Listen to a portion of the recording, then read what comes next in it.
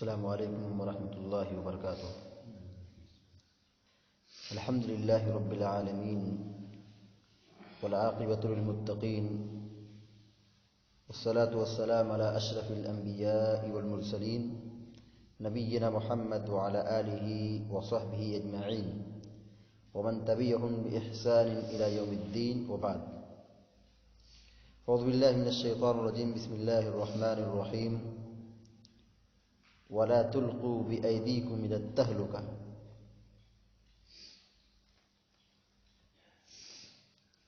محترم حاضرین، جیسا کہ ہم سب کو یہ معلوم ہے کہ آج صبح 10:30 بجے سپریم کورٹ کا فیصلہ آنے والا ہے۔ اس مناسبت سے میں کچھ باتیں رکھنا چاہتا ہوں۔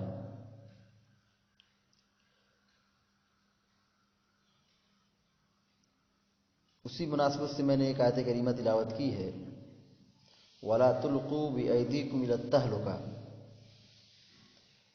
تم اپنے آپ کو ہلاکت میں نہ ڈالو، اپنے آپ کو ہلاکت سے بچاؤ۔ فیصلہ ہمارے حق میں آئے یا فیصلہ ہمارے خلاف آئے، مسجد کی تعمیر کا فیصلہ ہو یا مندر کی تعمیر کا مسئلہ ہو، ہمیں عدلیہ کا فیصلہ،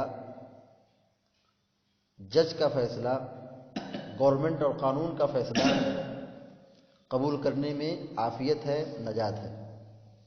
قانون کو اپنے ہاتھ میں لینا یہ حکومت کے بھی خلاف ہے، اور جیسے حکومت کے خلاف ہے ایسے اسلام کے بھی خلاف ہے۔ اسلام اس بات کی قطعاً اجازت نہیں دیتا کہ آدمی حکومت کے خلاف بغاوت کرے۔ اللہ رب العالمین نے ہم کو جو دین دیا ہے، اس دین کی یہ خوبی ہے کہ اس میں زندگی کے تمام مسائل اس میں موجود ہیں۔ ہم قرآن کو ایک عظیم کتاب مانتے ہیں۔ اس کتاب کی یہ خوبی ہے کہ زندگی کے ہر مسئلے میں، قیامت تک ہونے والے مسائل اور مصائب میں یہ کتاب ہماری رہنمائی کرتی ہے۔ قرآن نے کیا کہا؟ وَالْفِتْنَةُ أَشَدُّ مِنَ الْقَتْلِ۔ فتنہ و فساد کرنا یہ قتل سے زیادہ سنگین ہے۔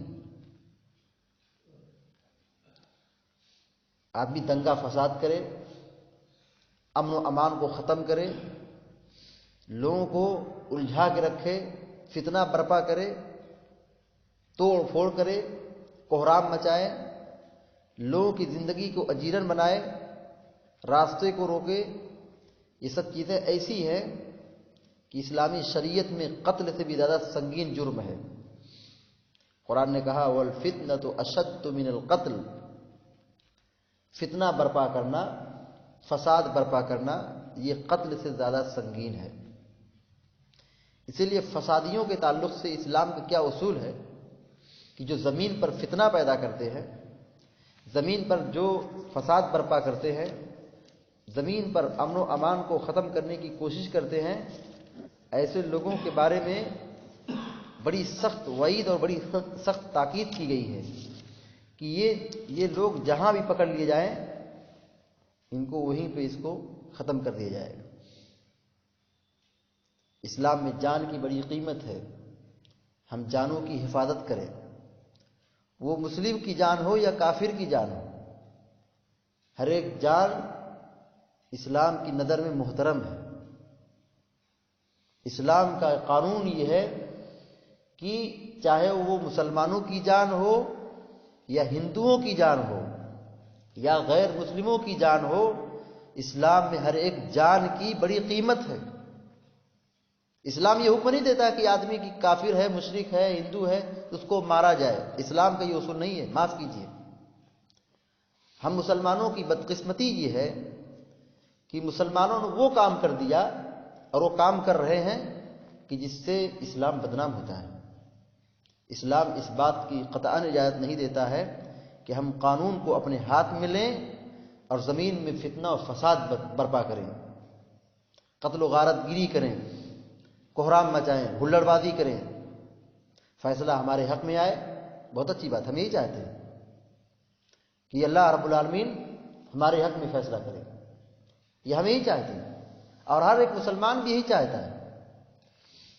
لیکن اگر اللہ کی مشیت یہ ہو کہ نہیں مسجد تعمیر نہیں کی جائے گی، عدلیہ کا فیصلہ یہ آیا کہ نہیں مسلمانوں کے حق میں نہیں غیروں کے حق میں فیصلہ دیا جاتا ہے، تو ایسے موقع پر ہمیں کیا کرنا چاہیے؟ ہمیں صبر کرنا چاہیے، ہمیں مسجدوں کو آباد کرنا چاہیے۔